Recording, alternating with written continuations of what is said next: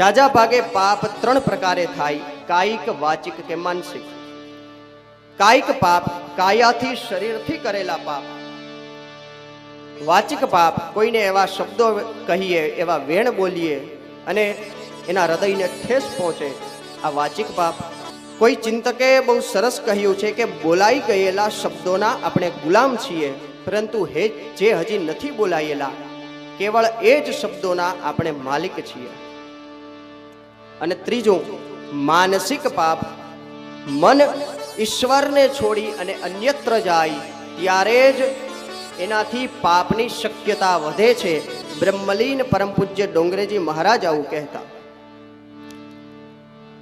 જાગૃતાવસ્થામાં માણસનું મન માણસની આંખમાં હોય છે.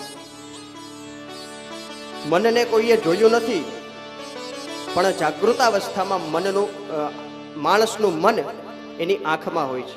વાચિક પાપ ન થાય એટલા માટે મૌન છે. મૌન એ વાણીનું તપ છે.